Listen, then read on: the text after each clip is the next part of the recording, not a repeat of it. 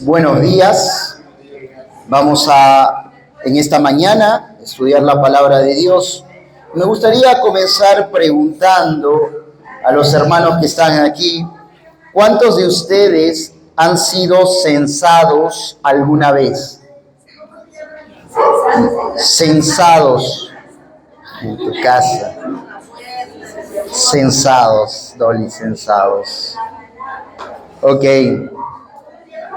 El último censo se realizó en el 2017. ¿Cuántos trabajaron en el censo? Seguramente, por eso se acuerdan, ¿no? Ya.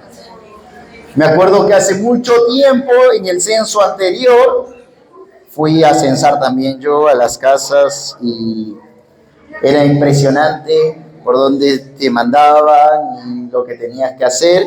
Era un trabajito por ahí bien denso, ¿no? Pero así es, un censo normalmente lo hacen las entidades gubernamentales con el propósito de conocer cómo es o cómo está compuesta nuestra demografía, cuántos habitantes tiene, clases sociales, en fin. Nos permite conocer entonces las características sociales y demográficas de las personas. En la Biblia existe casos donde también hubo censos, ¿sabías? Y vamos a observar en el texto de hoy una situación en donde va un rey, por orden de un rey, el pueblo de Israel va a ser censado. Y estamos hablando del rey David.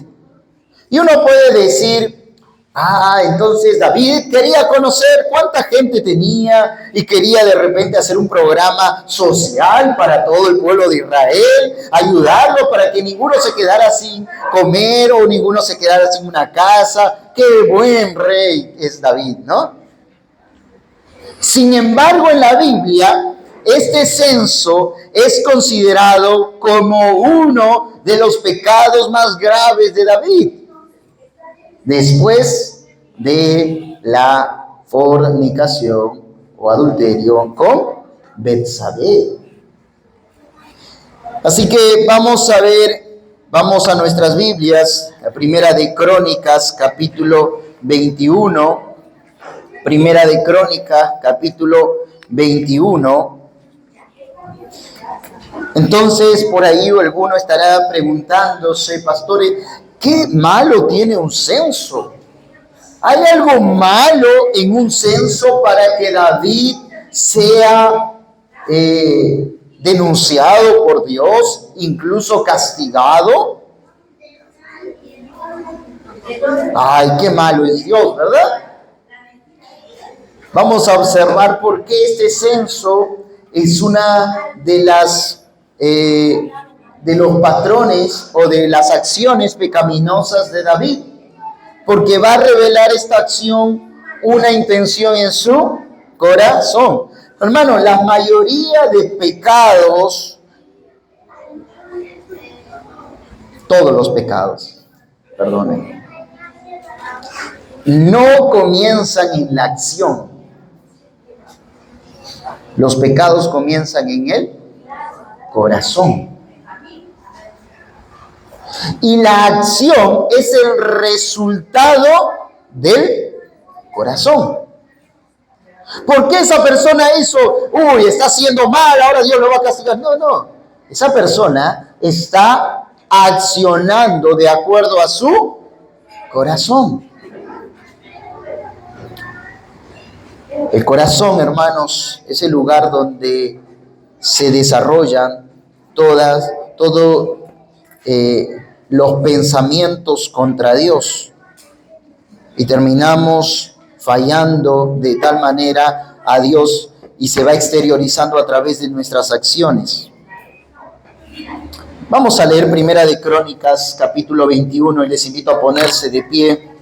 Es un texto que necesitamos familiarizarnos, y les voy a pedir que lo lean con intencionalidad, sus ojos puestos en el texto, siguiéndome con la lectura, para que no se pierdan, para que después en la exposición podamos entender mejor lo que se está explicando.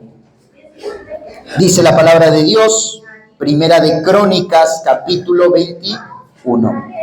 Pero Satanás se levantó contra Israel e incitó a David a que hiciese censo de Israel. Y dijo David a Joab y a los príncipes del pueblo: id y haced censo de Israel desde Beerseba hasta Dan, e informadme sobre el número de ellos para que yo lo sepa. Y dijo Joab: añada Jehová a su pueblo 100 veces más, rey, señor mío. ¿No son todos estos siervos de mi señor? ¿Para qué procura mi señor esto? ¿Qué será para pecado a Israel? Mas la orden del rey pudo más que Joab. Salió, por tanto, Joab y recorrió todo Israel y volvió a Jerusalén y dio la cuenta del número del pueblo a David. Y había en todo Israel 1.100.000 que sacaban espada, y de Judá 470.000 hombres que sacaban espada. Entre estos no fueron contados los levitas ni los hijos de Benjamín, porque la orden del rey era abominable a Joab. Asimismo, esto desagradó a Dios e hirió a Israel. Entonces dijo David a Dios: he pecado gravemente al hacer esto. Te ruego que quites la iniquidad de tu siervo, porque he hecho muy locamente. Y habló Jehová a Gad, vidente de David, diciendo: ve y habla a David, y dile: así ha dicho Jehová, 3 cosas te propongo, escoge de ellas una que yo haga contigo. Y viniendo Gad a David, le dijo: así ha dicho Jehová, escoge para ti o 3 años de hambre, o por 3 meses ser derrotado delante de tus enemigos con la espada de tus adversarios, o por 3 días la espada de Jehová, esto es, la peste en la tierra, y que el ángel de Jehová haga destrucción en todos los términos de Israel. Mira pues, ¿qué responderé al que me ha enviado? Entonces David dijo a Gad: estoy en grande angustia, ruego que yo caiga en las manos de Jehová, porque su misericordia son muchas en extremo, pero que no caiga en manos de hombres. Así Jehová envió una peste en Israel, y murieron de Israel 70.000 hombres. Y envió Jehová el ángel a Jerusalén para destruirla. Pero cuando él estaba destruyendo, miró Jehová y se arrepintió de aquel mal. Y dijo al ángel que destruía: basta ya, detén tu mano. El ángel de Jehová estaba junto a la era de Ornán Jebuseo. Y alzando David sus ojos, vio al ángel de Jehová que estaba entre el cielo y la tierra, con una espada desnuda en su mano, extendida contra Jerusalén. Entonces David y los ancianos se postraron sobre su rostro, cubierto de cilicio. Y dijo David a Dios: ¿no soy yo el que hizo contar el pueblo? Yo mismo soy el que pequé y ciertamente he hecho mal. Pero estas ovejas, ¿qué han hecho? Jehová Dios mío, sea ahora tu mano contra mí y contra la casa de mi padre, y no venga la peste sobre tu pueblo. Y el ángel de Jehová ordenó a Gad que dijese a David que subiese y construyese un altar a Jehová en la era de Ornán Jebuseo. Entonces David subió conforme a la palabra de Gad le había dicho en nombre de Jehová. Y volviéndose Ornán, vio al ángel por lo que se escondieron 4 hijos suyos que con él estaban. Y Ornán trillaba el trigo. Y viniendo David a Ornán, miró Ornán y vio a David, y saliendo de la era se postró en tierra ante David. Entonces dijo David a Ornán: dame este lugar de la era, para que edifique un altar a Jehová. Dámelo por su cabal precio, para que cese la mortandad en el pueblo. Y Ornán respondió a David: tómala para ti, y haga mi señor el rey lo que bien le parezca. Y aún los bueyes daré para el holocausto, y los trillos para la leña, y trigo para la ofrenda. Yo lo doy todo. Entonces el rey David dijo a Ornán: no, sino que efectivamente la compraré por su justo precio, porque no tomaré para Jehová lo que es tuyo, ni sacrificaré holocausto que nada me cueste. Y dio David a Ornán por aquel lugar el peso de 600 siclos de oro, y edificó allí David un altar a Jehová, en el que ofreció holocausto y ofrendas de paz, e invocó a Jehová, quien le respondió por fuego desde los cielos en el altar del holocausto. Entonces Jehová habló al ángel, y éste volvió su espada a la vaina. Viendo David que Jehová le había oído en la era de Ornán Jebuseo, ofreció sacrificio allí, y el tabernáculo de Jehová que Moisés había hecho en el desierto y el altar del holocausto estaban entonces en el lugar alto de Gabaón. Pero David no pudo ir allá a consultar a Dios, porque estaba atemorizado a causa de la espada del ángel de Jehová. Y dijo David, versículo 1 del capítulo 22, aquí estará la casa de Jehová Dios, y aquí el altar del holocausto para Israel. Oramos. Padre, venimos delante de ti. Acabamos de leer una porción de tu palabra. Señor, háblanos a través de este texto. Muéstranos realmente el carácter tuyo y el pecado de David, que muchas veces está arraigado también en nuestro corazón. Y te pedimos que en esta mañana, al darnos cuenta que estamos pecando igual que David, podamos arrepentirnos como lo hizo este hombre y podamos buscar una restauración contigo para tener esa relación, esa comunión perfecta sin ningún problema. Señor, habla a tu iglesia a través de tu palabra. Guíanos en esta mañana, en el nombre de Cristo Jesús. Amén. Pueden tomar sus lugares.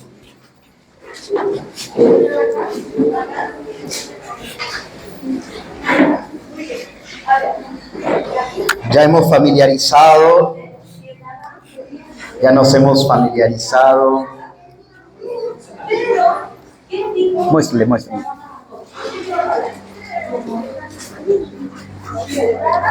Bienvenida, mi hermanita. Qué alegría verla. Estamos familiarizados con el texto, con la historia, Primera de Crónicas, capítulo 21. Y sobre esta historia vamos a desarrollar el mensaje de esta mañana. Vamos a observar en primera instancia de los versículos 1 al 7 cómo David peca de manera deliberada contra Dios, censando al pueblo. Como David peca deliberadamente contra Dios, censando al pueblo. A ver, para entender esta idea, David es el rey. David puede hacer varias cosas, se le ha permitido por ser rey. Pero algo que David no puede hacer es pecar contra Dios. Algo que en nuestra libertad tenemos, somos libres, podemos hacer muchas cosas, pero algo que como creyente debemos tener en cuenta cada vez que procedemos a hacer algo es que tenemos que cuidar de no pecar contra Dios. David va a accionar de una manera muy deliberada. Y cuando hablamos de deliberada es déjame hacer lo que yo quiero hacer y punto. ¿Qué puede llevar al corazón de una persona a pecar deliberadamente? A no escuchar el consejo de otro creyente, de la iglesia, del cuerpo de Cristo, de un líder, del pastor. ¿Qué puede llevar a alguien? ¿Qué llevó a David no escuchar el consejo de Joab? Joab era el comandante de su ejército y Joab le dijo a David, vamos a observar, que no haga eso. Sin embargo, David no quiso escuchar a Joab. Por eso deliberadamente, por eso ese término está dentro de esta expresión, porque David quiso hacer su voluntad. Pero el pecado y toda ofensa, querido hermano, siempre es contra Dios. Así que observemos, número 1, versículo 1. Pero Satanás se levantó contra Israel e incitó a David a que hiciese censo, ¿en dónde? De Israel. ¿Quién se levantó? ¿Qué dice la Biblia? ¿Quién se levantó? Satanás se levantó contra quién. Oh, esto ha pasado a lo largo de la historia. Hace unos días también. Siempre Satanás levantándose contra Dios y contra su pueblo. Ahora hay que entenderlo bien. Hoy contra su iglesia. Pero también Dios todavía no ha terminado su programa con Israel. Así que Dios va a terminar un programa con Israel y por lo tanto Satanás siempre va a querer ¿qué cosa? Desaparecer la descendencia judía. Han habido grandes hombres, líderes malos, malévolos, diabólicos, que se han levantado para destruir el linaje de Israel. Ahora, también observamos que Satanás está en medio de esta situación. Él es el que se va a levantar contra Israel y va a incitar a David a hacer esto. Pero quiero ponértela difícil, no fácil. Vayamos a 2 de Samuel, capítulo 24. Y vamos a ver otro texto en donde también se describe, se relata este censo. 2 de Samuel es el mismo censo, sí, pero por el profeta Samuel, ya no por el cronista. Y fíjate en 2 de Samuel, capítulo 24, versículo 1, cómo comienza sin perder primera de Crónicas 21, ¿ya? Sin perder nuestro texto que fue hace un momento. Pero dice, volvió a encenderse la ira ¿de quién? ¿Contra quién? Y en Primera de Crónicas, ¿quién es el personaje? Satanás. A ver, no estoy entendiendo. ¿Cómo que Satanás en Primera de Crónicas y en 2 de Samuel 24 dice Jehová contra Israel e incitó a David contra ellos a que dijese haz un censo de Israel y de Judá? No estoy entendiendo. ¿O es Satanás o es Dios? ¿Quién es?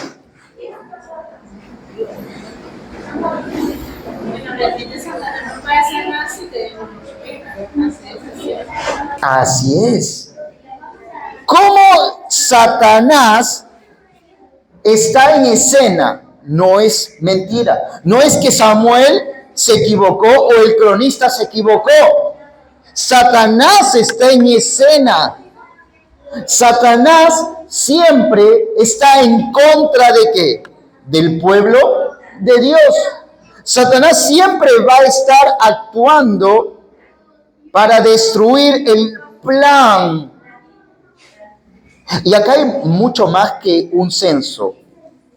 En la incitación de Satanás también tiene como objetivo poder colocar a David como un culpable para que Dios diga, Dios deseche a David, para que destruya, para que haga lo que sea, para romper su plan mesiánico. Y ahora el Mesías, ¿qué va a pasar con el Mesías? Ya no vamos a tener Mesías. Siempre siempre Satanás va a estar en contra del plan de redención, el plan mesiánico. Entonces, Satanás tiene un propósito, pero escúchame bien, alguno de ustedes se acordará en la historia de Job, que dice que todos los hijos de Dios vinieron a presentarse delante de ¿quién? Delante de Dios, incluyendo ¿quién? Así que todos los días Satanás tiene que reportarse delante de Dios, tiene que marcar ficha, ¿no? Marcar tarjeta, como le decían en los trabajos. Ahora, no estamos hablando de un acuerdo que tiene Dios con Satanás. No te vayas por la otra rama, siempre haciendo tus conjeturas. Dios no tiene un trato con Satanás. Ya, Satanás, mira, ¿sabes qué? Vamos a hacer un trato, ¿ya? Los dos vamos a trabajar juntos. No trabajan juntos. Pero Dios es soberano, hermanos. Dios es soberano y por lo tanto incluso Satanás puede hacer algo fuera de la soberanía de Dios, fuera del control de Dios. A veces hemos considerado un combate, ¿no? Un versus. Cuando van a boxear, no boxea uno de peso 120 con otro de 60, ¿no? Cuando van a pesar peso pluma, le llaman peso pluma porque va a pelear mi hermano Edgar con mi hermano Jonás, ¿no? Entonces, ahí está, peso pluma.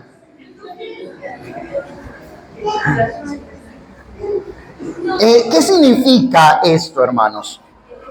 Que hemos puesto como rival Dios en un cuadrilátero y Satanás en otro cuadrilátero del mismo nivel, y pensamos que Satanás le puede hacer la bronca a Dios, o sea, Satanás le puede enfrentarse contra Dios, pero estás equivocado, hermano. Satanás no tiene ningún poder frente a Dios. Hermano, no coloques en tu vida al diablo al mismo nivel de Dios. No son enemigos iguales. No hay nada que el diablo pueda hacer que no escape del control de Dios. Dios es soberano. A eso nos referimos cuando hablamos acerca de la soberanía de Dios. Que Dios está en control de todo lo que pueda pasar en esta tierra, inclusive el mal, el daño que puede proporcionar Satanás. No hay nada que se escape delante del control de Dios. Uy, ¿qué hiciste, Satanás? Ahora tengo que corregir tu metida de pata. No, eso no pasa, eso no sucede en la voluntad de Dios, en la soberanía de Dios. No sucede, hermanos. Aún incluso el mal que nos puede sobrevenir está dentro del control de Dios. Por eso podemos descansar.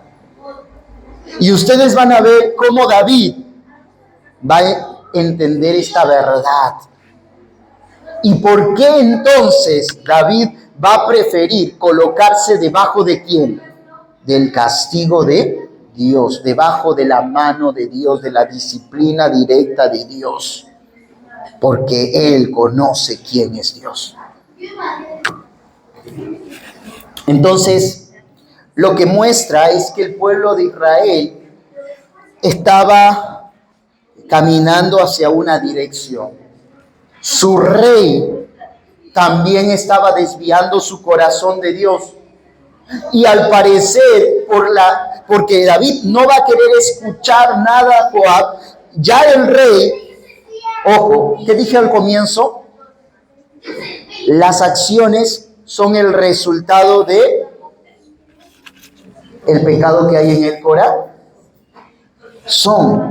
Así que no pienses que David recién pecó cuando censó al pueblo.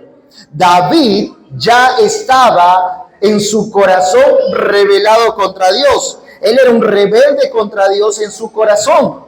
Y eso se va a observar a través de esa decisión que va a mandar a Joab.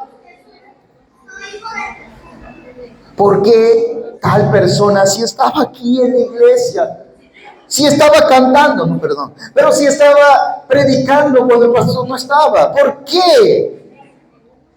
¿Qué sucedió? ¿Qué pasó? Si pasaban las letras de la música. ¿Qué pasó con esa persona para que haga esto? Pensamos siempre ¿en dónde? En la acción, ¿no es cierto? Siempre estamos con la idea de que la acción fue el problema. En realidad la acción no es el problema. Por eso, hermano, es importante compartir con el consejero, con la que disipula, el pastor o los líderes de la iglesia, qué es lo que está viendo en tu corazón. ¿Para qué? Para contrarrestar lo que hay en tu corazón con la palabra de Dios, porque luego lo que hay en el corazón se exterioriza en nuestras acciones pecaminosas. ¿Tenemos que combatir dónde? ¿Nuestra conducta? No. Tenemos que combatir nuestro corazón, lo que creemos. Cuando yo comienzo a creer que puedo vivir como el mundo vive, estoy empezando a un camino en declive. Estoy empezando a caminar lejos de Dios. A partir de ese momento en que yo comienzo a creer que puedo vivir como las personas que están en el mundo, va a comenzar una serie de acciones en tu vida que te van a llevar hacia acciones mayores. Y vas a estar lejos de Dios, de un abrir y cerrar de ojos. ¿Qué pasó? Tu corazón, mi corazón. ¿Qué dice la Biblia del corazón? El corazón es engañoso. ¿Y qué más? Uy, no, pobrecito, ¿no? Mi corazón es perverso.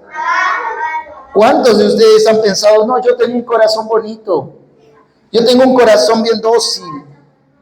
El corazón es perverso, así que si tú no entiendes que tu corazón es así, estás más próximo a caer. Fíjense, David entonces, ¿por qué en Samuel dice, volvió a encenderse la ira de Jehová contra Israel? Porque el corazón de Israel, Dios ya ve el corazón antes de la acción, y Dios ya había visto el corazón del pueblo de Dios, y Dios había visto ya el corazón de David, que estaba ya lejos y no quería oír la voz de Dios. Entonces, lo que Dios va a hacer es permitir la acción de Satanás. ¿Sabes? A veces decimos, ¿por qué Satanás? ¿No? Pero en realidad tendrías que preguntarte, ¿por qué mi corazón no quiso oír la palabra de Dios? Cada domingo que se enseñaba, ¿por qué mi corazón no quiso obedecer? Ahora, 2 días después, 3 días después, una semana después, alguien te invita a ir a una fiesta, alguien te invita a hacer algo indebido, alguien te incita a hacer, y después tú dices, ay, es que esa persona no fue culpable. El culpable fuiste tú, porque en tu corazón comenzaste ya a cerrarlo, dejar de oír la voz de Dios. Y Dios permite que vengan situaciones en tu vida para demostrar cómo está tu corazón. ¿Qué pasó con David? ¿David pecó con el censo? No. Sí pecó, obviamente, con el censo, pero David exteriorizó lo que ya había en su corazón. Y en su corazón se había rebelado contra Dios. Por eso es que Dios, viendo esto, dice Samuel, Dios le ha revelado a Samuel lo que había ya en el corazón. Y Samuel nos está presentando ahora lo que Dios ha visto antes del censo. Dios ha visto el corazón del pueblo, Dios ha visto el corazón de David, y antes de que él ejecutase esa acción que va a ser condenable, Dios ya había observado a David con un corazón rebelde contra él. Y entonces, por eso el cronista nos va a decir que ahora la acción soberana de Dios permite que Satanás se levante contra Israel e incite a David. Y David, como su corazón estaba rebelde, ¿qué va a hacer? ¿Va a obedecer a Dios? ¿Va a obedecer a quién? A Satanás. Va a obedecer a su carne, va a obedecer a sus deseos pecaminosos. Entonces no digas, ay, es que ese amiguito, amiguita, este vecino, esa persona es tan fuerte. No es tan fuerte. Es que en tu corazón comenzaste a creer mentiras. Y ahora estás tú con el corazón cerrado para Dios, para la palabra de Dios, y más abierto para que las tentaciones sean más fáciles. Para que un amigo te persuada a hacer algo indebido. Entonces, ¿dónde tenemos que trabajar?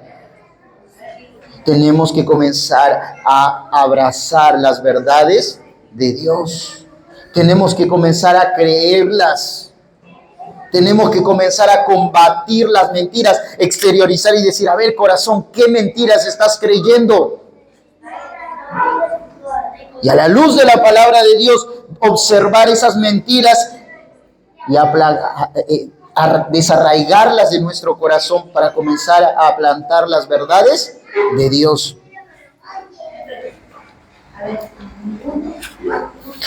Aunque Dios es soberano, hermanos, versículo 2, el hombre es responsable de sus actos. Y algo que siempre venimos repitiendo en esta iglesia es que hay dos verdades que no se contradicen, ¿verdad? ¿Cuál es? Dios es soberano. Todo lo que Él quiere lo hace.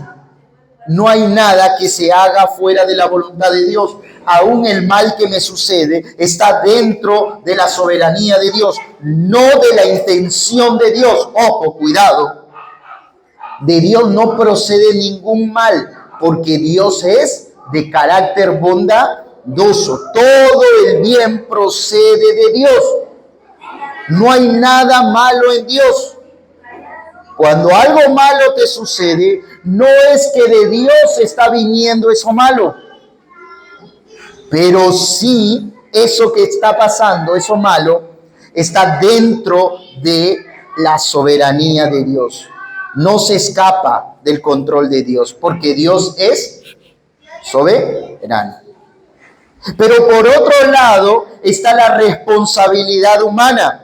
¿Y qué es la responsabilidad humana? Es que yo soy responsable por las decisiones que tome cada día. Señor, ¿por qué me hiciste ir a esa fiesta? ¿No podía cerrar la puerta? A veces lo ha hecho, ¿eh? Pero, ¿sabes? Dios, no le puedes echar la culpa a Dios por eso. ¿Quién se levantó y dijo, me voy a cambiar, me voy a alistar, me voy a poner los zapatos, voy a llamar y le voy a decir que voy a ir? ¿Quién dijo eso? Todo eso. Tú, no Dios. Tú. Así que no le eches la culpa a Dios por tus decisiones. Tus actos es responsabilidad tuya y mía, no de Dios. Así que aunque Dios es soberano, el hombre es responsable de sus actos. En este caso, ¿quién es responsable del censo? ¿Satanás? Nos vamos al Edén y por ahí sabemos que la mujer, cuando Dios le dijo, Eva, ¿qué has hecho? No, perdón, Adán, ¿no? Primero Adán. Adán, ¿qué has hecho? Y Adán, ¿qué hace? Como buen hombre, la mujer que me diste, ¿no? Ella siempre es la culpable. La mujer que me diste. Y encima mira el término que usa, que me diste. O sea, tú tienes la culpa. Al final, lo que está haciendo Adán es echarle la culpa a Eva, no a Dios. Tú me has dado esta mujer, así que hazte responsable, Dios. Eva, ¿qué hiciste? la serpiente, faltaba un poquito más, que tú creaste, ¿no? La serpiente que tú creaste. Así que, ¿a quién está echando la culpa? A la serpiente. Miren, en la Biblia cada uno es responsable de sus actos pecaminosos. Cada uno es responsable de cómo permite que su corazón comience a abrazar las mentiras del diablo, las mentiras del mundo y a obedecerlas, vivirlas. Tenemos que combatir nuestro corazón todos los días, hermano. Si hay una mentira que estás creyendo, yo puedo sacar, ¿cómo le dicen, no? Sacar ¿cómo es? El pie del plato, ¿no? No. Hay una mentira. Pero mi amigo, mi colega, en la iglesia, no, en el trabajo, se oye eso. Sí, pero es una mentira del mundo. Es una mentira del mundo. Honroso sea en todo el matrimonio y el hecho sin mancilla. Así que el censo era una forma, hermanos, primero David es responsable por la orden que le da a Joab. Pero esta orden es una acción que evidencia una motivación en el corazón de David. ¿De qué se trataba el censo? Y vamos a Números capítulo 1 y 2, en donde aparece aquí por primera vez. En Éxodo también, Éxodo número 1, 2, Pedrito. Jonás, número 26, 2. Mano Javier, Éxodo 30, 12. Así agilizamos un poco. Adelante. 1, 2. Habló Jehová a Moisés en el desierto de Sinaí, en el tabernáculo de reunión, en el día primero del mes segundo, en el segundo año de su salida de la tierra de Egipto, diciendo: tomad el censo de toda la congregación de los hijos de Israel por sus familias, por las casas de sus padres, con la cuenta de los nombres, todos los varones por sus cabezas. ¿Quién ordena el censo en Números 1, 2? Escuchen. ¿Quién ordena? ¿Quién ordena? No escucharon. Repítelo, por favor, el versículo. Esa parte, solo esa parte. Habló Jehová a Moisés en el desierto de Sinaí. ¿Quién habló? Jehová, hermanos, Dios habla. ¿Y qué ordena? ¿Qué ordena, Pedro? Tomad el censo de toda la congregación de los hijos de Israel por sus familias. Así que la orden, ¿quién la da? Dios mismo, hermano. Y uno puede decir, ¿por qué Dios quiso ordenar? Estamos hablando de un pueblo que ha estado 400 años en esclavitud, más de 400 años, y ahora ha salido del desierto, y ahora Dios es el pueblo de ¿quién? ¿Es el pueblo de quién? Es el pueblo de Dios. Y Dios quiere saber, a ver. Dios quiere saber, ¿cómo que Dios quiere saber, pastor? ¿Que acaso Dios no sabe? Claro que Dios sabe, hermano. Pero le está mostrando al pueblo que solo Dios puede contar a su pueblo. Solo Dios puede saber cuánta gente hay en su pueblo, porque es suyo. Jonás. Tomad el censo de toda la congregación de los hijos de Israel, de 20 años arriba, por la casa de sus padres, todos los que pueden salir de la tierra en el año. Primero, el censo era para contar todos los habitantes del pueblo de Israel que habían salido de Egipto. Pero después, el otro censo que ordena Dios es para saber cuántos hombres están listos para la guerra. Ahí estamos, los 3, 4, 5, ¿no? Listos para la guerra, listos para combatir, listos para pelear, hombres de guerra. Así que el segundo censo, al final de Números, es para saber cuántos soldados, cuál es el número del ejército de Israel ¿Qué significaba el ejército de Israel?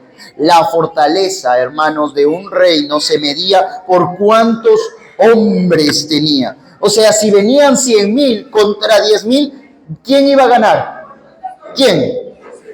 El de 100,000, ¿sí o no? Porque tenía un ejército enorme. La fuerza, la victoria, ellos se jactaban y decían: hagan tregua con nosotros, háganse siervos de nosotros, porque nosotros somos más que ustedes y ya tenemos la victoria asegurada. Entonces, este segundo censo tiene que ver para saber cuál es nuestra fortaleza y de esa manera jactarnos. Ahora vamos a Éxodo 32, hermano Javier. Su longitud será de un codo. Éxodo 30:12.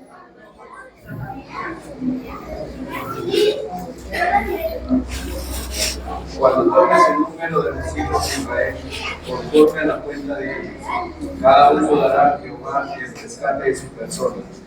Cuando los cuentes, para que no haya en ellos mortandad cuando los hayas contado. ¿Qué está diciendo ahora en Éxodo? Que mira, Dios está anticipándose a los censos y está diciendo a Moisés: Moisés, cuando tú cuentes, cuando yo te pida un censo y tú lo ejecutes, escúchame bien, Moisés, para que no haya muerte, vas a matar ¿a quién? Cada uno dará a Jehová el rescate de su persona. ¿Sí? Va a dar el rescate, un pago, perdónenme de matar a alguien, era un pago que daba por su propia vida. A eso se le denomina rescate. A ver, hermano, Jonás tenía que pagar de repente un lingote de oro, ¿no?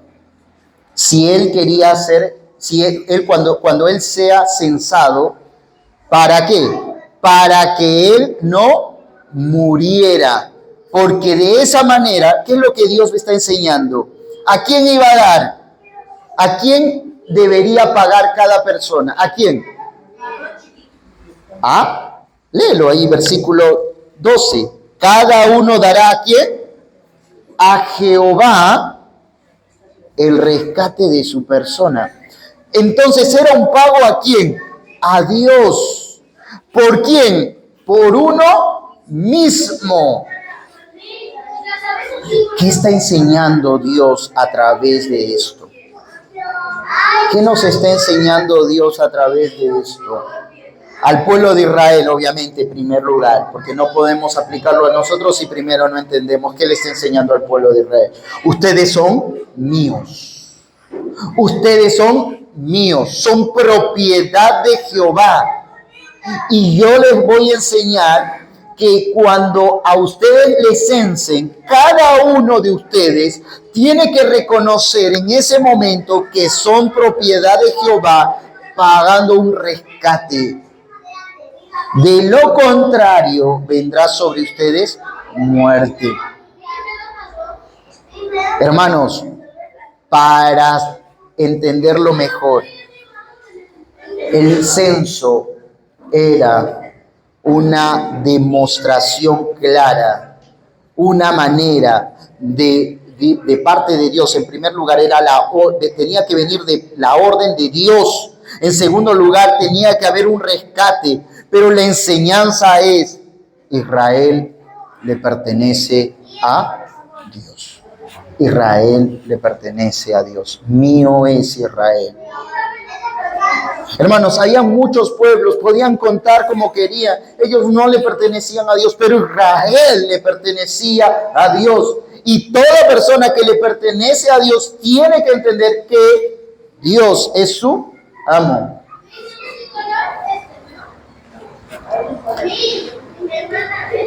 La Biblia dice que cuando el creyente hoy en día viene a Cristo por la fe, dice que Dios coloca en él su espíritu. Y ahora la Biblia dice que es templo del Espíritu de Dios. Por lo tanto, ¿es propiedad de quién? De Dios. El creyente, la iglesia hoy, al igual que antiguamente Israel le pertenecía a Dios, hoy la iglesia le pertenece a Dios por medio de la sangre de Cristo. Y sí, tú y yo no teníamos el dinero para pagar nuestro rescate, pero alguien pagó el rescate nuestro, que es Cristo Jesús. Y por el pago que Él dio en la cruz del Calvario, ahora tú y yo le pertenecemos a Él. Somos propiedad ¿de quién? De Dios, hermano. Hay gente que dice, déjame vivir mi vida, déjame hacer lo que yo quiero, es mi cuerpo. Si tú, creyente, piensas eso, estás equivocado. Ya no eres tuyo, ya no te pertenece a ti. Eres propiedad ¿de quién? De Dios. Y por lo tanto tu vida tiene que adorar ¿a quién? A Dios. Tiene que servir a Dios, tiene que entregarse a Dios, y tienes que dejar que Él tome posesión de ti, que Él haga de ti lo que Él quiere, no lo que tú quieres. Entonces vamos viendo algunas relaciones entre lo que está sucediendo allí y lo que como iglesia entendemos que también somos propiedad de Dios y lo que eso implica. David, versículo 3, no quiso escuchar la advertencia, no quiso. Joab le dijo, ¿qué le dijo Joab? Versículo 3, y dijo Joab, añada Jehová a su pueblo 100 veces más. Wow, yo siempre veo esto. ¿Quién es el hombre con el corazón conforme al corazón de Dios? Y estas son cosas que no vamos a entender por un momento, hermanos. El hombre conforme al corazón de Dios está rebelde contra Dios. El hombre conforme al corazón de Dios está queriendo hacer su voluntad. El hombre conforme al corazón de Dios está siendo necio. Y otro hombre que no tiene el corazón conforme al corazón de Dios, Joab, le está diciendo, Joab, no hagas eso, por favor, no lo hagas. Dios te va a añadir 100 veces más del ejército que tienes, pero no censes al pueblo. ¿Quién aparentemente, quién en ese momento es un hombre conforme al corazón de Dios aparentemente allí? Y David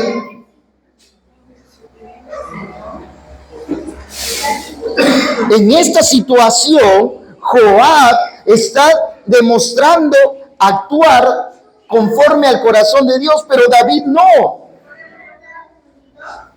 ¿Te das cuenta, hermano? Pero vamos a ver en la historia más adelante qué es lo que a David lo hace ser un hombre conforme al corazón de Dios. Y no perdió eso. Y no perdió eso. Por la gracia y misericordia de Dios, hermano. La historia sigue avanzando y prevalece la orden del rey, ¿verdad? Una orden necia, por lo que Joab, en obediencia al rey, va a ir por todo Israel y va a censar. Hay una cifra que se da, la verdad que la cifra no es lo más relevante en la historia, sino lo relevante es la orden y lo que implica esa orden. Así que no es necesario cavar ahí porque aquí en Crónicas dice una cantidad y porque en Segunda de Samuel dice otra cantidad. No vamos a entrar en ese detalle, ¿sí? Se describe, sin embargo, la cantidad de hombres aptos para la guerra, por lo que hace ver que este censo es la forma en la que los reyes podían saber su fuerza militar que tenían. Esto era motivo de confianza y por lo tanto también de ¿qué? De jactancia. Cuando Joab trae el número de guerreros, de jóvenes que están listos para la guerra. Por lo tanto, el censo de David tiene que ver con un corazón que se jactaba en su ejército, en su poderío, en su fuerza.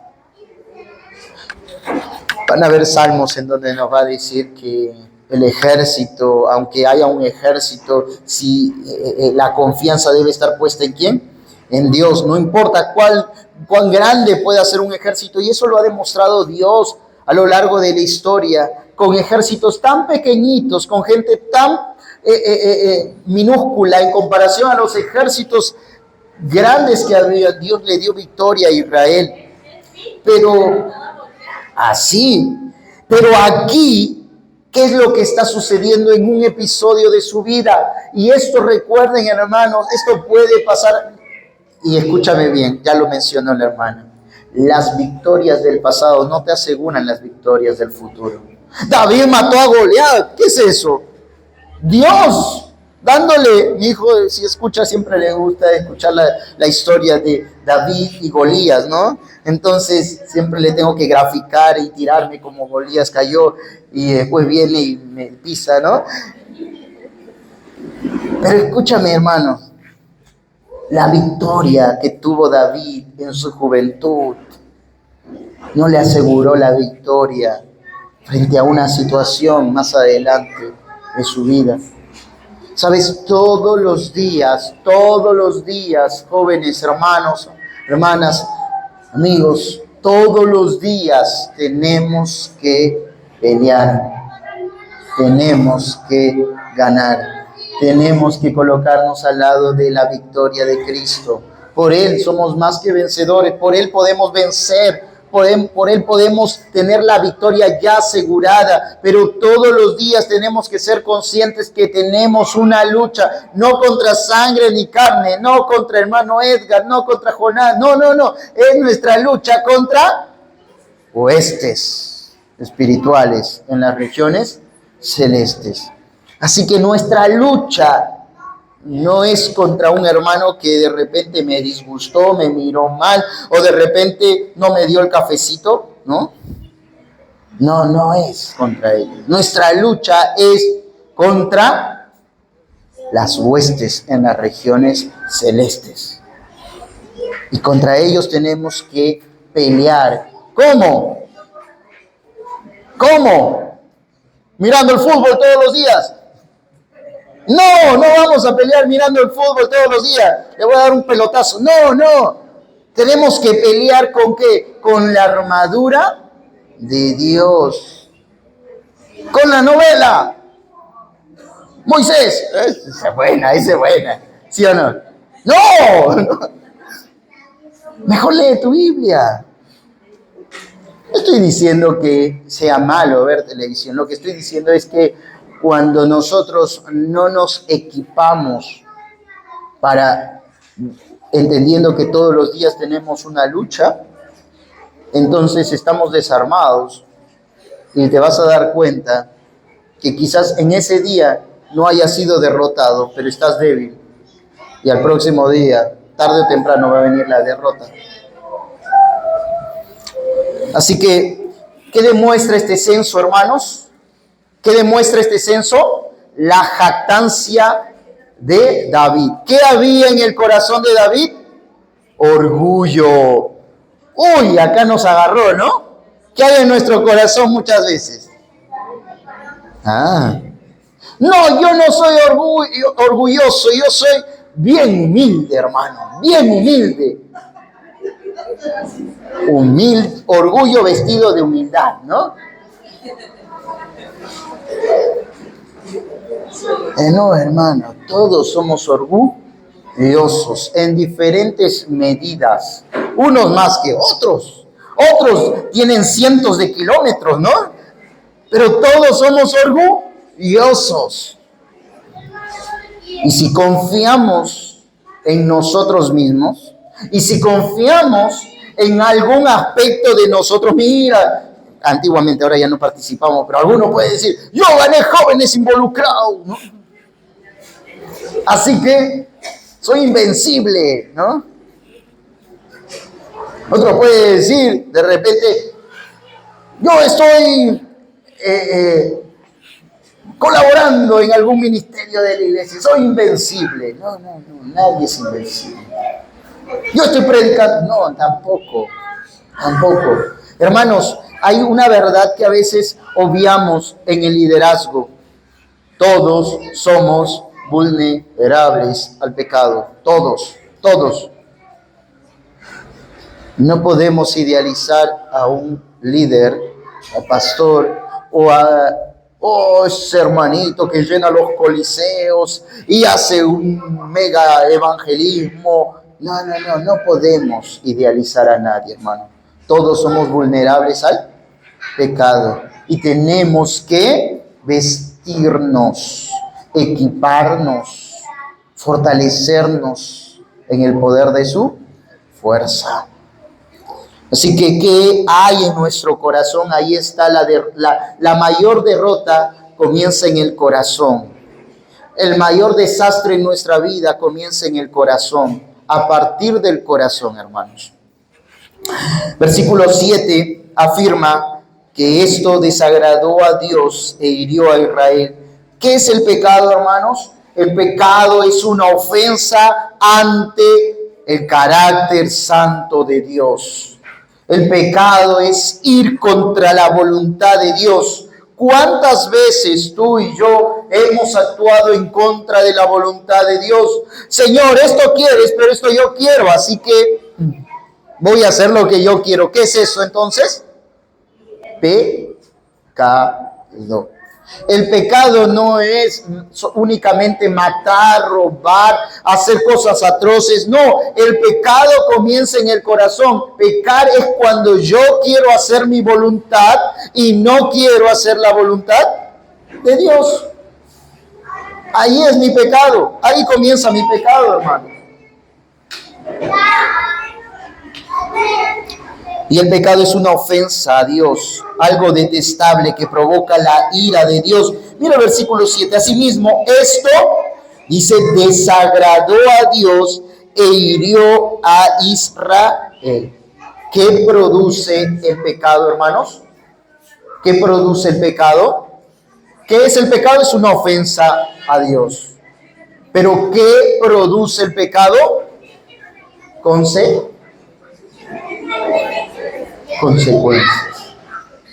Consecuencias, hermano.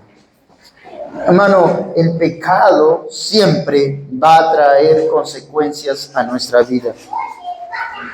Dios siempre tiene misericordia. Ojo, Dios puede ser misericordioso y es misericordioso con todos nosotros, no queriendo que ninguno perezca. Dios tiene misericordia aún cuando no te da lo que tú mereces. Dice la Biblia que ya hubiéramos sido consumidos por su ira, si no fuese por su misericordia. Así que no esperes ser consumido más. Dice que también el arrepentimiento, hermanos, lo que va a traer es un freno de parte de Dios y en lugar de seguir experimentando todas las consecuencias del pecado, Dios va a traer gracia sobre tu vida.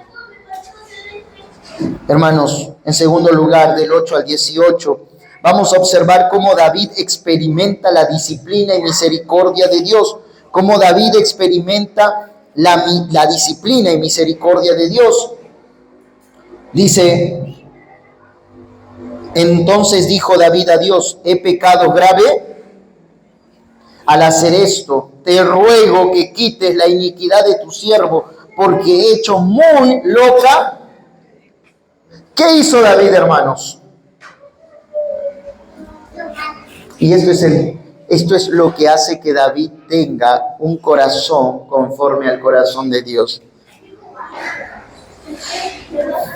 David pecó.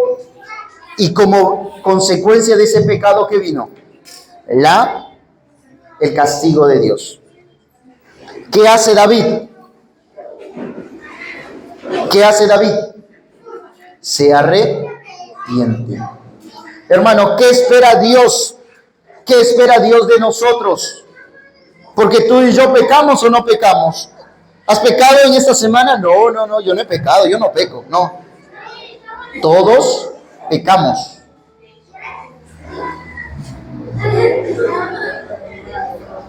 Todos pecamos. Todos pecamos. ¿Qué espera Dios? arrepentimiento. Dios espera que tú no digas, yo no peco, Señor. Además, hay pecadores peores que yo. Míralos a ellos. No. Dios espera que tú vengas a Él arrepentido. Que tú puedas decir, que tú puedas ver tu pecado no en relación al daño que otros pecados pueden producir, sino que tú puedas ver tu pecado en relación al carácter de Dios. ¿Y Dios qué es? Santo. Por lo tanto, cualquier pecado ofende el carácter santo de Dios y tiene que ser tratado con toda seriedad.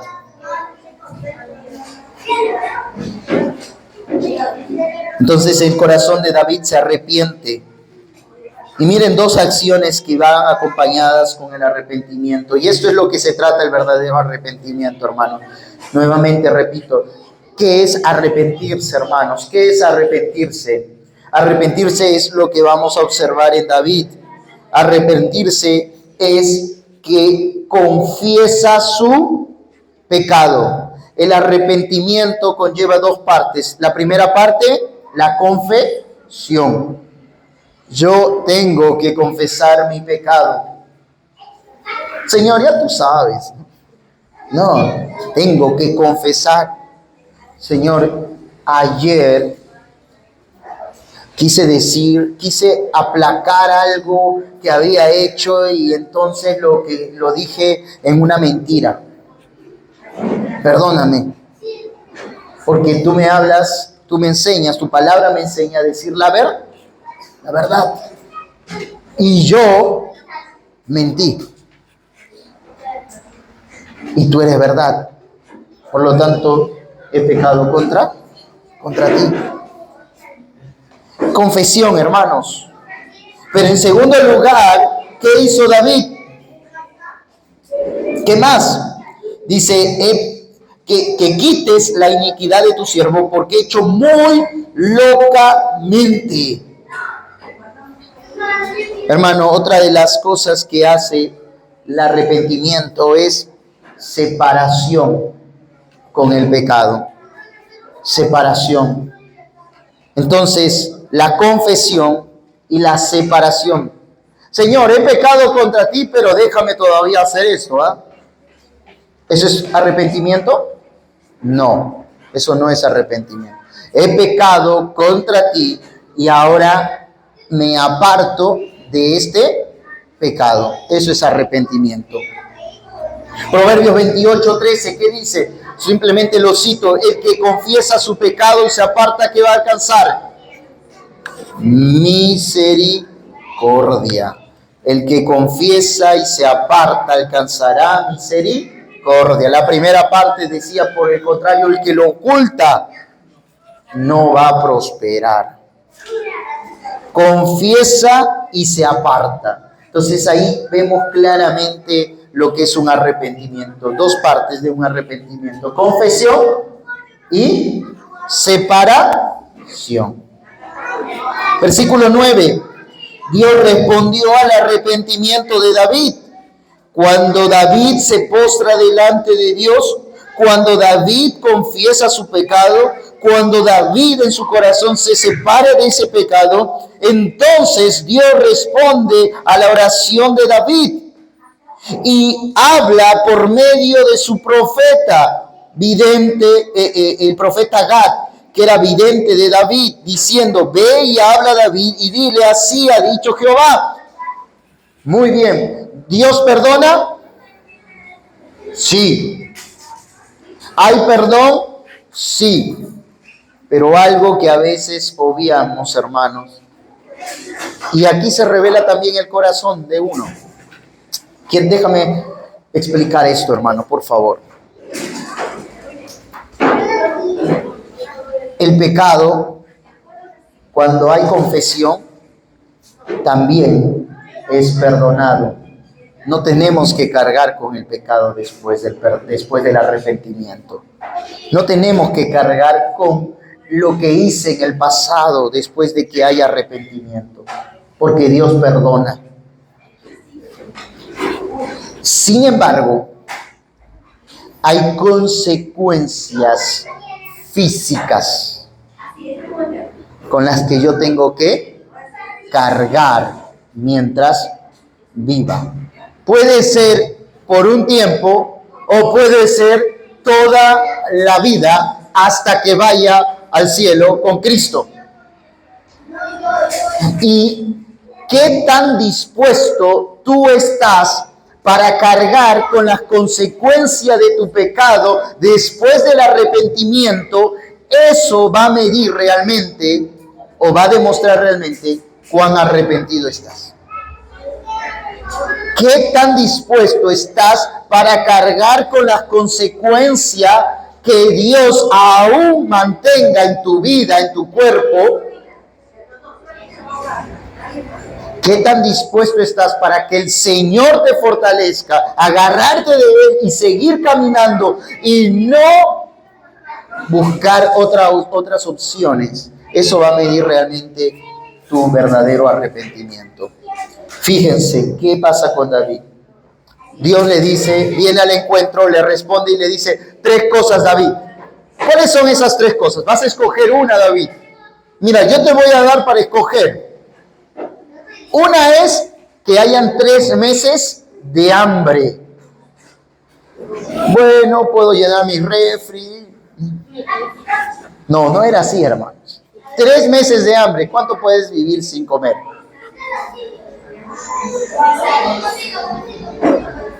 3 años, perdón. 3 años de hambre. Ahí, con razón, algunos me decían, 3 meses la paso fácil, ¿no? Hago dieta todavía. Soy fitness, dice, ¿no? Pero son 3 años de hambre. ¿Qué más? Ahora sí, 3 meses ser derrotado ante tus enemigos. 3 meses de derrota, ya 3 meses. Oye, pero si vienen y nos acaban a todos en esos 3 meses, mejor. Pero hay algo más fuerte, hermano, porque alguno piensa que estos son castigos leves, o castigos, mejor dicho, fuertes, y la mano de Dios es leve. Pero mira lo que sucede después. Dice,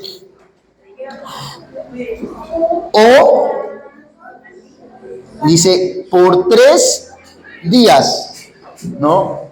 Esa facilita, ¿no? 3 días. Facilito. 3 años, 3 meses, va bajando el Señor, 3 días. 3 días, la espada de Jehová, esto es la peste en la tierra, y que el ángel de Jehová haga destrucción en todos los términos de Israel. Hermanos, la ira de Dios no es algo para ser, digamos así, para ser tratada con descuido y decir, es suave. Dios suavecito castiga, ¿no? No, hermanos. Porque también la Biblia nos muestra que Dios es fuego consumidor. ¿Saben cuál es la diferencia? Acá David no está viendo el tiempo. Acá David no está diciendo 3 años, bastante, 3 meses, más o menos, 3 días, facilito el tiempo, corto. No, acá David está viendo contra quién ha pecado David. ¿Contra quién ha pecado David? Y si David ha pecado contra Dios, es justo que el castigo que viene a David venga de la mano de ¿quién? De Dios. Y él está dispuesto a someterse al castigo, al juicio, a la ira del propio Dios mismo.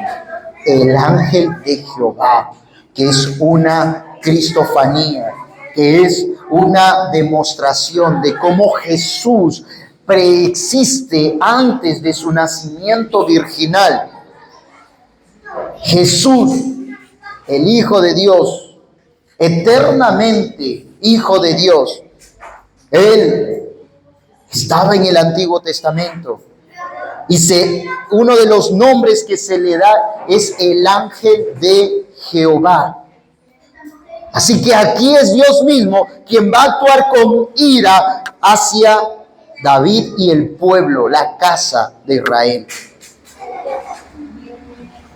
¿Qué pasó? Miren, para solo observar que hay un desastre. La ira de Dios no debe ser tomado a la ligera. Versículo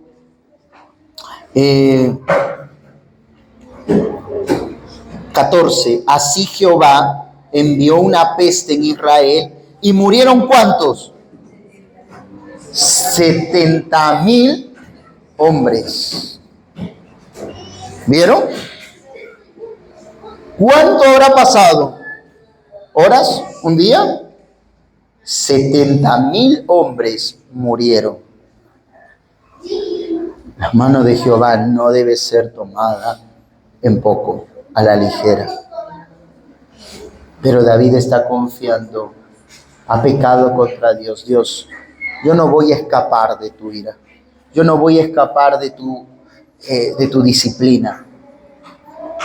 Y miren, vamos a hacer un paréntesis. Dios ha dejado a la iglesia y ha dejado medios dentro de la iglesia para poder seguir restaurando al creyente. Pero antes, cuando alguno peca, también la iglesia tiene un proceso de disciplina.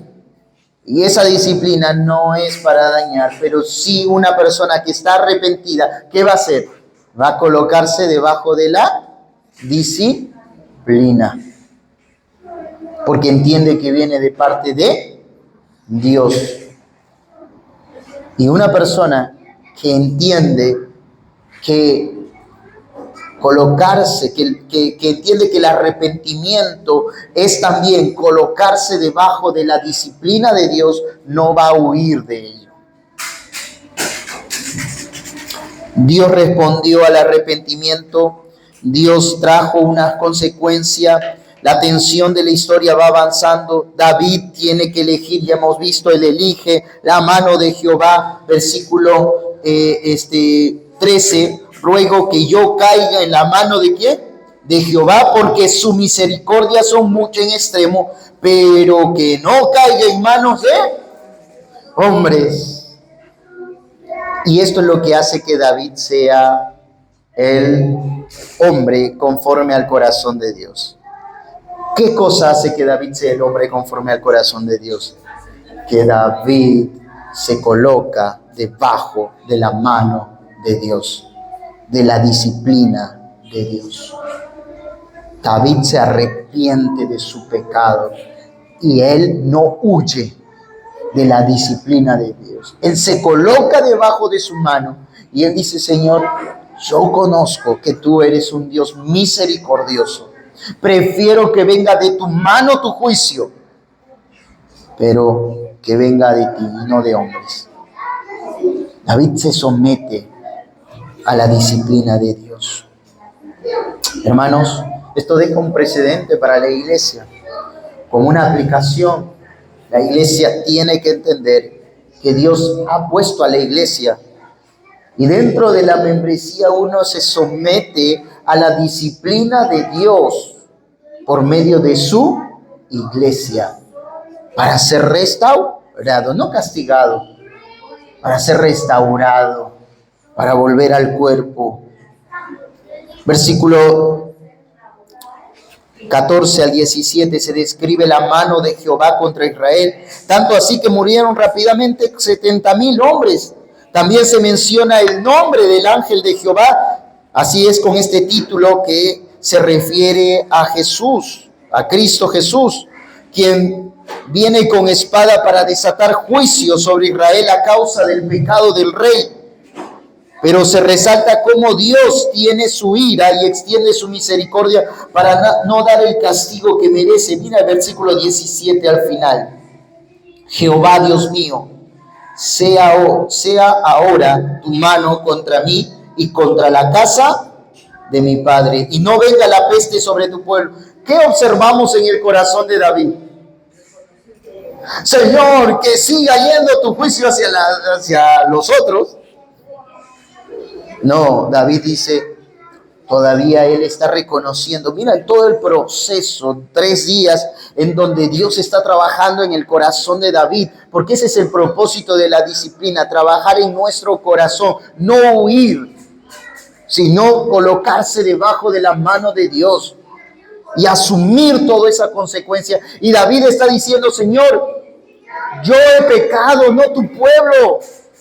Que venga sobre mí, sobre la casa de mi padre. Señor, trae sobre mí. David no está huyendo, David está reconociendo y David se está colocando debajo del juicio de Dios.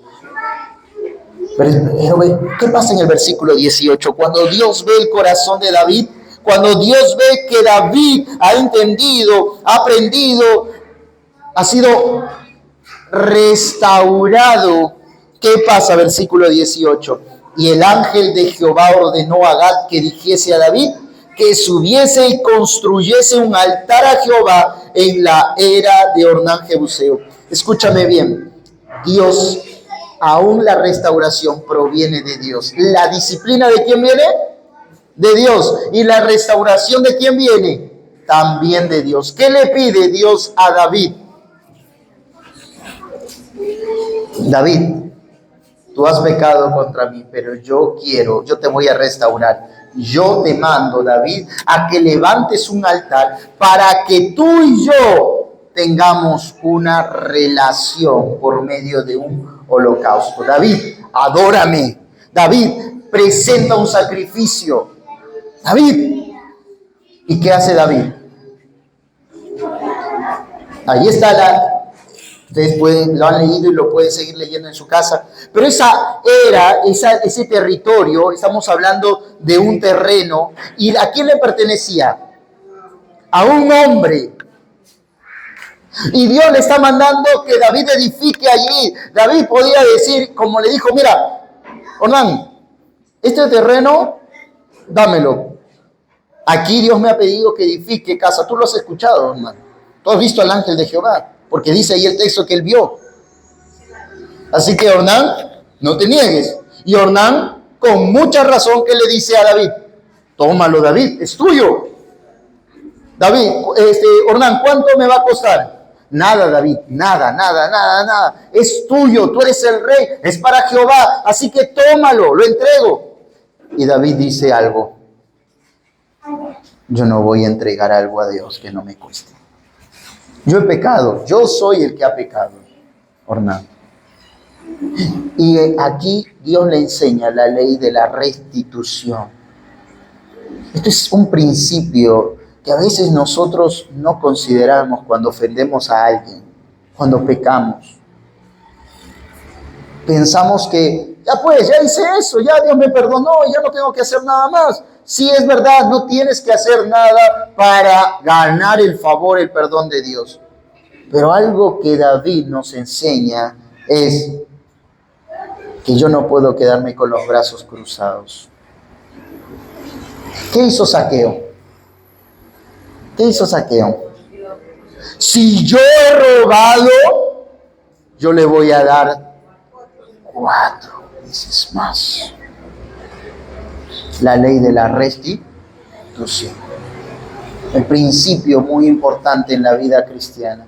Hermanos, si tú has faltado, has ofendido, has quitado algo, has hecho algo contra alguien, ve, pídele perdón.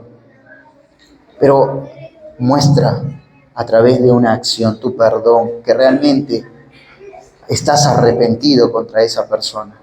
Contra Dios en primer lugar, pero también hacia esa persona. Restituye. No pases por alto. Hermanos, a veces nos gusta quedarnos con lo más fácil, con lo que ya dije. Ya le dije a mi papá, a mi mamá que ya me perdone, nada más y listo. Pero ¿qué hago yo para mostrar mi arrepentimiento hacia esa persona? ¿Estoy dispuesto a pagar el precio?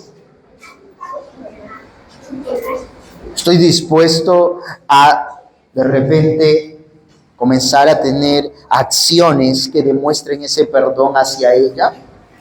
Pero ya te pedí perdón, es la frase que solemos decir, ¿no? Pero ya te pedí perdón, ya está, ya olvídalo. No tomes en poco, hermano, tu ofensa. Si tú miras la magnitud de tu pecado, que tu corazón esté dispuesto a restituir al ofendido. Hay miles de maneras, de repente, según sea el caso, de poder restituir al ofendido.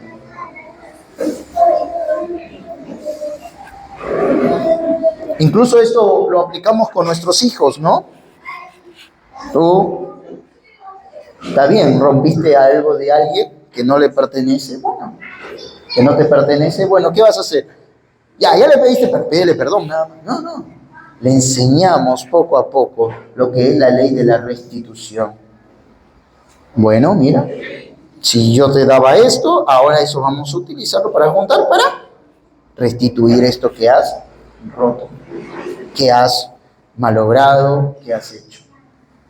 La ley de la restitución. No vivamos de la manera solo de boca para afuera.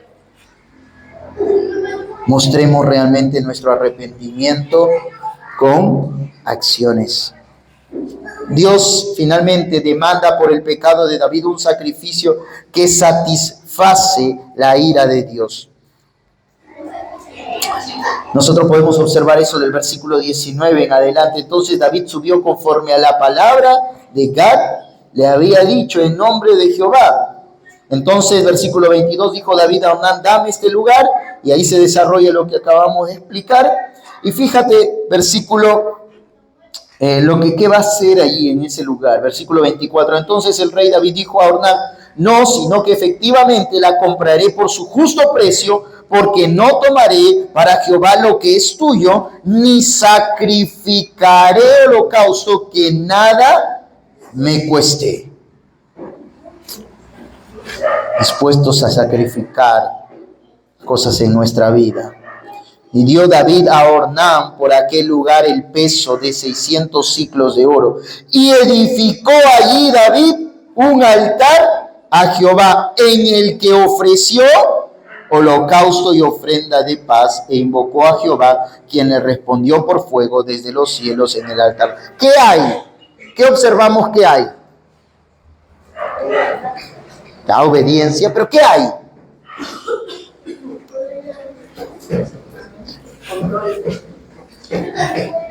Sí. ¿Sabes qué se restaura? La comunicación, la comunión. ¿La comunión entre quién? Entre David y Dios. ¿Quién rompió esa comunión? David. ¿Por causa de qué? Principio fundamental. ¿Qué hace el pecado en nuestra comunión con Dios? ¿Qué hace el pecado? Rompe la comunión con Dios. El pecado obstruye nuestra comunicación con Dios, nuestra relación con Dios. Yo ya no... Si yo he pecado, ¿para qué voy a agarrar la Biblia? ¿No te ha pasado? ¿Para qué voy a orar? No tengo ganas. El pecado comienza a obstruir tu relación con Dios. ¿Y qué hace después de un arrepentimiento? ¿Qué sucede? La comunión se vuelve a restaurar. Y ahora David habla con Dios a través de sus sacrificios. Él le presenta a Dios un olor grato, obediencia, porque Dios no se complace solamente de sacrificios, sino de obediencia. Y Dios dice que le responde por medio del fuego. Dios habla con David. Lo que demuestra es que la relación entre David y Dios se ha restaurado. Hermanos, esto es lo que hace el arrepentimiento. Restaura nuestra relación con Dios. Podemos decir, como dice Efesios o Gálatas, Abba, Padre. Abba, Padre.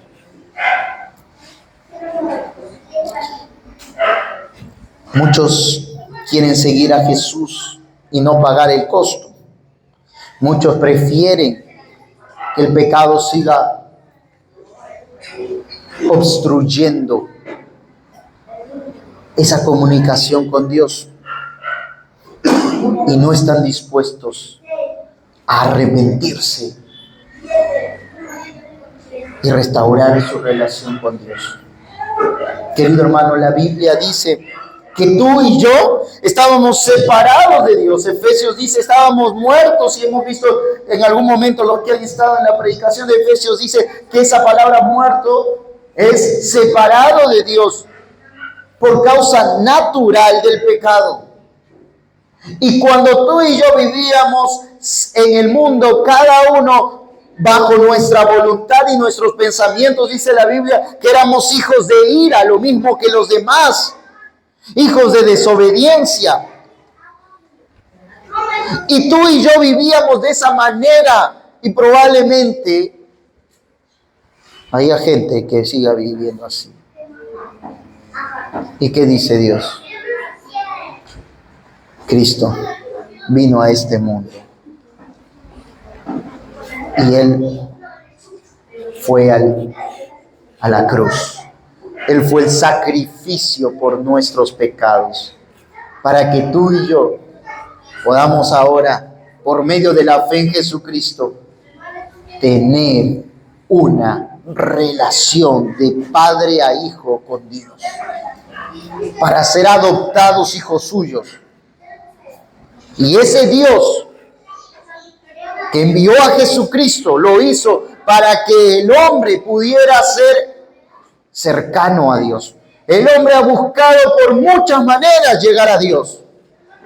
El hombre sigue intentando llegar a Dios, cuando hay una sola forma de llegar a Dios, que es Cristo Jesús. No luches más. Tu primera relación con Dios comienza con la fe en Jesucristo. Y después, en esa relación, si hay algún pecado, acuérdate, el arrepentimiento y la confesión, el arrepentimiento que compone de la confesión y el apartarse del pecado, restaura esa relación, esa comunión con Dios. Entonces, termino pensando en esto. Dios soberanamente, a través de este pecado de David, en la idea central, revela dónde estaba confiando su corazón. David estaba confiando en sí mismo, en su fuerza, en su ejército. Y por causa de esto, Dios trae castigo.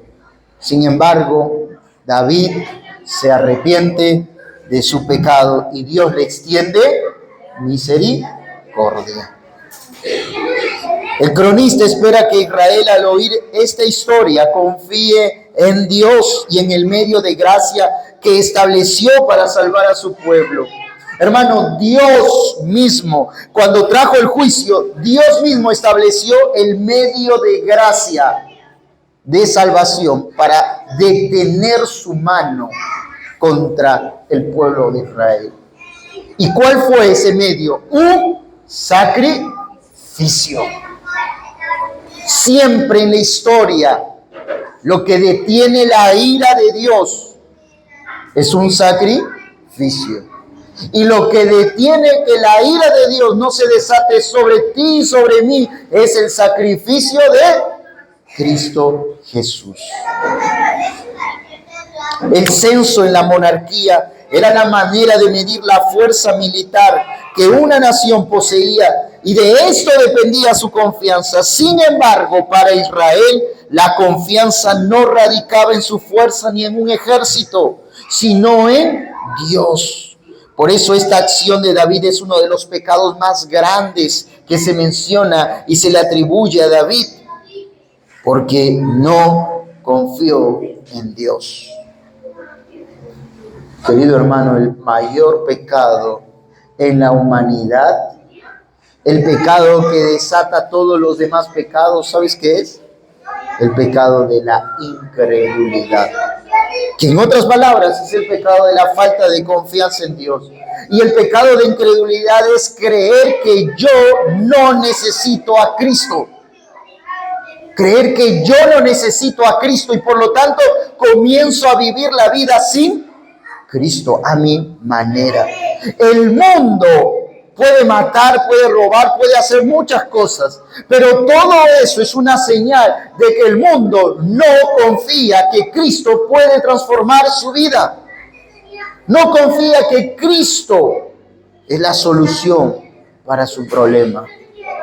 Sigue viviendo en incredulidad. Y hasta que no cambie eso, su incredulidad, no va a haber vuelta atrás. No va a haber arrepentimiento. La fe y el arrepentimiento son dos caras de la misma moneda. Y el arrepentimiento viene a causa de la fe en Cristo Jesús. Romanos 10, 9 al 11. Termino con este texto. Romanos 10, 9 al 11 dice, un texto conocido, pero fíjate lo que dice, que si confesares con tu boca que Jesús es el Señor y creyeres en tu corazón que Dios le levantó de los muertos, serás salvo. Porque con el corazón se cree pero con la boca se confiesa para salvación. Pues la Escritura dice, todo aquel que en Él creyere no será. ¿Qué debe hacer el hombre? Creer en aquel que vino a este mundo y fue el sacrificio perfecto por ti. Hermanos, ¿qué impide que yo crea en Dios? ¿Qué impide que yo crea en su palabra? ¿Qué impide? La incredulidad. Y la incredulidad es eso, pero ¿qué impide que yo sea un incrédulo a la palabra de Dios? ¿Qué pasó con David? ¿Qué había en su corazón? El pecado. ¿Cuál era ese pecado? El orgullo. El orgullo, hermanos. La necedad. Y la necedad viene a causa de su orgullo. Entonces David, hermanos, nos deja una gran lección a nosotros. Filipenses nos dice, haya pues en vosotros el mismo sentir que hubo también en Cristo Jesús, el cual siendo Dios, no se aferró a ser igual a Dios como cosa, como que nadie puede, como que eso no le impide poder bajar a la tierra, sino que dice que se despojó a sí mismo y se hizo obediente hasta la muerte y muerte de cruz. ¿Qué hubo en el Señor Jesús? ¿Orgullo? Humildad. Alguien dijo que la humildad es la mayor característica de un hombre y una mujer que teme a Dios. Hermano, hermana, que haya humildad en tu corazón y en mi corazón, para que este corazón engañoso no se rebele contra Dios. Que comencemos a confiar en la palabra de Dios. Espero que Dios pueda llenar de confianza tu corazón y tú puedas abrazar la palabra de Dios. Cierra tus ojos, inclina tu rostro. Padre, te damos gracias por tu palabra.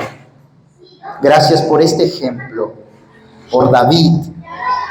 Señor, que en medio de un pecado deliberado de su corazón, orgulloso, necio, él se arrepintió. Se arrepintió y alcanzó misericordia. Que cada uno de los que estamos aquí podamos entender que si hay algún pecado en nuestro corazón, que si hay algún orgullo que está impidiendo que yo pueda oír la voz de Dios, que yo pueda volver a esa relación, a esa comunión que de repente tuve en el momento en que creí en Él. Ese corazón que ardía por Dios, por su palabra. que en este momento se pueda apartar, se pueda arrepentir de ese pecado, de orgullo, de falta de confiar en la verdad de Dios, de incredulidad. Señor, te pido que tu palabra pueda prevalecer en nuestros corazones y pueda llevarnos a la obediencia y obediencia de Cristo. Que tu iglesia siga creciendo, Señor. Es el deseo tuyo y el deseo, Señor, también de este mensaje. Gracias te damos en el nombre de Cristo Jesús. Amén. Muy bien, hermanos, vamos a